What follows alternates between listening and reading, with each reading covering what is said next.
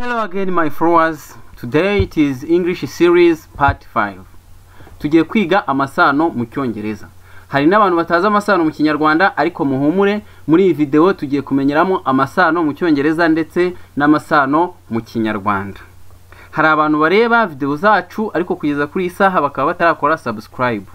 Icyo gihe ntabwo mama muri kudufasha kugira ngo channel yacu itere imbere. Bityo rero ni utarakora subscribe kandi ureba video zacu kanda subscribe nonaha ukore like ndetse unasharinge ku nshuti n'abavandimwe kugira ngo tugomeze twaguke tugire abantu benshi bareba video zacu bakurikirana amasomo yacu kuko murabona na amasomo meza na amasomo afite akamaro. Let's start. Family relationships. Immediate family, tugiye guhera mu rugo tutarajya hirya y'urugo. If you have children, you are a parent. Iyo ufite abana ubu uri umubyeyi. If you are a male parent, you are a father.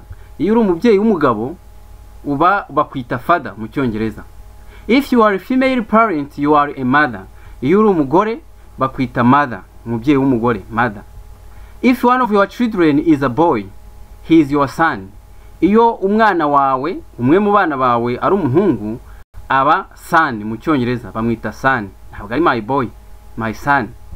If one of your children is a girl, she is your daughter.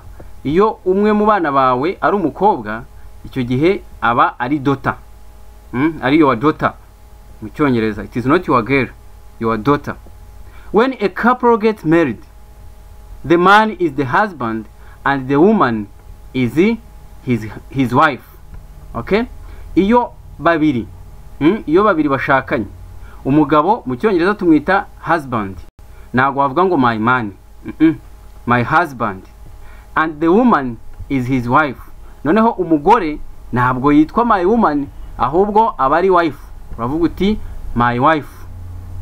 A brother and sister both have the same parents. Iyo tuvuze ngo umuntu ni mushiki musaza na mushiki icyo gihe baba bafite ababyeyi bahamwe. One collective word to describe brothers and sisters is siblings. Iyo ushatse kuvuga abavandimwe, mushiki, bashiki, basaza, mu ijambo rimwe tuvuga siblings. However, this word is normally only used in written English, not orally. Ariko ngiri jambo siblings rikoreshwa mu Cyongereza cyanditse gusa, mu kuvuga ntabwo bakunda kubikoresha. Relatives and extended family. Aha tugiye mu muryango wagutse hirya y'urugo. Dufite grandparents, the parents of your parents, ababyeyi babyara ababyeyi bawe, ubwo ni basogokuru. Muri grandparents tugiramo babiri. Dufite grandfather, the father of your father or mother, papa ubyara papa wawe cyangwa se papa ubyara mama wawe. Tukagiramo grandmother, the mother of your father or mother, akaba ari mama ubyara papa wawe cyangwa se mama ubyara mama wawe. Grandchildren, the children of your children, abana babyarwa n'abana bawe. Tukagiramo babiri, grandson, the son of one of your children. Tukagiramo grandson, akaba ari umuhungu ubyarwa n'umwe mu bana bawe, ubwo ni umwuzukuru. Aha grandparents twabonye ko ari basogokuru, grandfather ubwo hani sogokuru, grandmother akaba ari nyogokuru, grandchildren ubwo ni abuzukuru, grandson ni umwuzukuru w'umuhungu, the son of one of your children. Granddaughter, the daughter of one of your children, umukobwa w'umwe mu bana bawe. Ufite abana barabyaye babyara abakobwa n'abahungu. Abahungu ni your grandson, ni abuzukuru, ariko b'abahungu. Abakobwa bakaba granddaughter, abuzukuru b'abakobwa. Great grandfather, the father of your grandfather or grandmother, ahangaha ni handi tuba twageze kuri sogokuruza. Papa ubyara sogokuru cyangwa se papa ubyara nyogokuru wawe, great grandfather. Great grandmother, aha ni nyogokuruza, the mother of your grandfather or grandmother.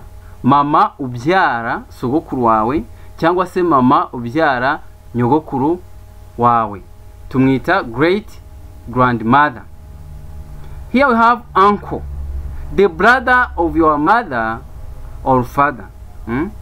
Musaza wa mama wawe cyangwa se murumuna mukuru wa papa wawe, abo ni uncle wawe. Mu Kinyarwanda cyiza tuvuga marume cyangwa se nyokorome. Aunt, the sister of your mother or father. Murumuna mukuru wa mama wawe cyangwa se mushiki wa papa wawe. Ubwo ahangaha ni nyogosenge mu Kinyarwanda mu ijambo rimwe. Cousin, the child of your aunt or uncle. Umwana wa aunt wawe cyangwa se umwana wa uncle wawe tumwita cousin, ubwo ni mubyara wawe. Abo muhungu abo mukobwa ni cousin, mubyara wawe. Nephew, the male child of your brother or sister. Umwana w'igitsina gabo cyangwa se umuhungu wa musaza wawe cyangwa wa mushiki wawe tumwita nephew. Ubwo mu Kinyarwanda ijambo rimwe ni mwishywa wawe w'umuhungu. Niece, the female child of your brother or sister. Umwana w'igitsina gore wa musaza wawe cyangwa se wa mushiki wawe. Mu Kinyarwanda cyiza nawe ni mwishywa wawe ariko wiki w'umukobwa. The in-laws. The in-laws are members of the family of your spouse, the person you are married to, or via marriage in your family. The in-laws ni hahandi tuba twageze mu muryango washatsemo, aho washatse. Dufitemo father in-law, the father of your spouse. Papa w'umufasha wawe, papa wo mwashakanye tumwita father in-law, ubwo ni sobukwe. Mother in-law, the mother of your spouse. Mama wo mwashakanye, mama w'umufasha wawe, ubwo ni iki? Ubwo ni nyokobukwe mu Kinyarwanda cyiza. Son in-law, the husband of your daughter. Umugabo w'umwana wawe ni son in-law, ubwo ni iki? Ni umukwe wawe mu Kinyarwanda. Daughter in-law, the wife of your son, ubwo ni umukazana mu Kinyarwanda cyiza. Daughter in-law, umukazana. Brother in-law, the husband of your sister. Umugabo wa mushiki wawe tumwita brother in-law, mu Kinyarwanda tuvuga ko ari muramu wawe, muramu. Sister in-law, the wife of your brother. Umugore wa musaza wawe tumwita sister in-law, mu Kinyarwanda cyiza ubwo ni muramukazi, muramukazi wawe. Not here to refer to more than one brother in-law or sister in-law and so on. We have an S to the brother or sister part. Iyo dushaka gushyira mu bwinshi ba brother in-law, mother in-law, dukorera kuri iki gice cy'imbere gusa.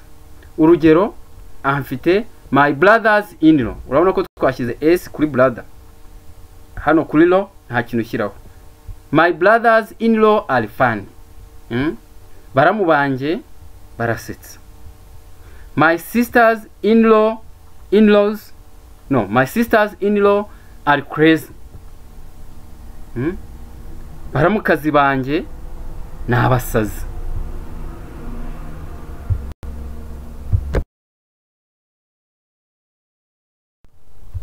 The family mix. Aha ni kwivanga kw'imiryango. Ahangaha tugiye kureba cya gihe umubyeyi ashaka inshuro irenze imwe. ashaka rimwe bikaba ngombwa ko yongera gushaka uko amasano aba ateye icyo gihe. Dufite stepfather, the new husband of your mother but not your biological father. Stepfather ni umugabo mushya wa mama wawe ariko akaba atari wa wundi wakubyaye, niwe twita stepfather. Tukagira stepmother, the new wife of your father but not your biological mother. Ni umugore mushya wa papa wawe ariko akaba atari we wakubyaye uwo mugore. Bibaye ngombwa ko papa wawe ashaka undi mugore, wa mugore yashatse ntabwo azaba ari your mother ahubwo azaba ari your stepmother. Stepson, the son of your new husband or wife. He is not your biological son. Aha ni umuhungu w'umugabo wawe mushya cyangwa se umuhungu w'umugore wawe mushya washatse ariko akaba atari wowe wamubyaye. Yaje murashakana, yaje afite abahungu, abo bahungu be bazaba ari your stepson, ntabwo ari wowe wababyaye. Stepdaughter, the daughter of your new husband or wife. She is not your biological daughter. Aha ni umukobwa w'umugabo wawe mushya cyangwa se umugore wawe mushya. Ni ukuvuga ngo yaje afite abana b'abakobwa, mwashakanye afite abana b'abakobwa, ba bana be b'abakobwa nibo uzita your stepdaughters. Stepsister, the daughter of your stepmother or stepfather. Noneho umukobwa wa nyoko wanyu cyangwa se wa so wanyu niwe tuzita stepsister. Stepbrother, the son of your stepmother or stepfather. Noneho umuhungu wa nyoko wanyu cyangwa wa so wanyu niwe tuzita stepbrother. Ubwo ni ukuvuga ngo stepfather ni so wanyu, stepmother ni nyoko wanyu. Sometimes one of your parents get married again and they have more children. They are half brother. The brother you have only one parent in common with. Okay? Ahangaha musaza wawe mufitanye umubyeyi umwe, muvuka kuri ku mubyeyi umwe, mushobora kuva mukomoka kuri papa umwe ariko mudakomoka kuri mama umwe. Uyu uzamwita half brother. Half sister, the sister you only have one parent in common with. Noneho umukobwa mufite umubyeyi umwe gusa muhuriyeho, ushobora kuba ari papa ariko mama mutamuhuje cyangwa se mama mudahuje papa, uyu nguyu mwita half sister. But here, even if your parents didn't get married and had the children outside of marriage, they are still your half brother or half sister. Uvuga ngo nubwo baba batarashakanye ariko bakaba bafite abo bakobwa n'abahungu hirgiyo, bazakomeza babe your half brother or your half sister. Thank you my followers. Remember to subscribe. I will give you everything you need. If there is something you don't understand, okay, you can write in a comment. Or if you want my WhatsApp number, I will give you. No problem. Inform me.